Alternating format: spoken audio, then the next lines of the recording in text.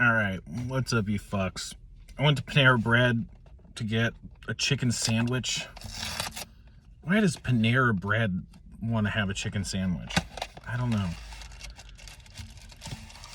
Panera Bread, exceedingly mediocre place. Kind of regretting this now that I look at it. Let's see, hold on.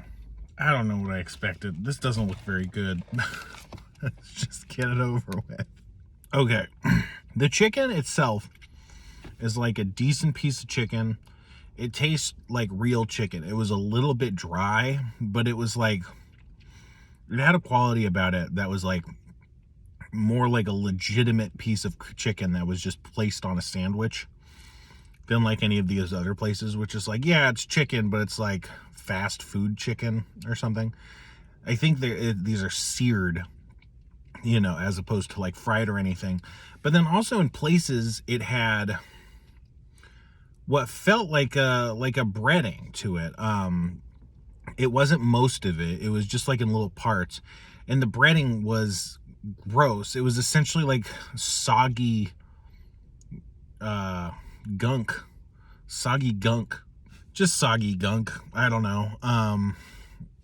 So when I was like, it was so baffling to me that I would scrape at it with my finger and it would just kind of slough off. And it's like, well, that's not the chicken skin. That's, I don't know what that is, but it didn't taste awful, but just texturally it kind of was really bad. Like, it's a seared chicken breast, right? So if it was just a straight seared chicken breast, you'd get it would be, you know, better, nicer. There was a couple like char marks on it that were good. You know, it was kind of reminiscent of the grilled chicken from Jack in the Box, which it's not bad chicken. But that breading or whatever the fuck it was very odd. Incredibly dry. Like I said, the chicken was a little dry. The bread was dry. No, the bread was good, but it just wasn't elevating the dish. Like, I feel like if I just ate that bun on its own, it would be really solid. But as a sandwich element, it wasn't doing good. A normal hamburger bun probably would sit better with me, but you know, they're Panera Bread, so they probably feel like they gotta go nuts on the bread. I don't know. There was technically mayo, but I didn't taste it at all. It was just super dry. And there was microgreens instead of like just a lettuce or whatever, and they were just nuts. The microgreens were nuts. Like way too complicated. They're kind of like distract from the chicken as a whole, which wasn't ideal. But again, the chicken was like good. I wish I could have just had that piece of chicken like plain. And then they had these like button-sized Parmesan crisps. You see this? And these are really good, but in the sandwich, they just kind of fell away, and they would be a little texture, but they would not, like, they didn't add like flavor to the sandwich. Like, they're better to just eat. Yeah, you know, I don't know if you've had Parmesan crisps. Pretty strong, salty. They're good, but in the sandwich, like, you didn't even get them. Like, it's the opposite of like better than the sum of its parts. It's like any of these ingredients taken alone is like great, but in this sandwich, they all kind of like fall flat, which that's a bummer. They also got chips. These are just like branded chips.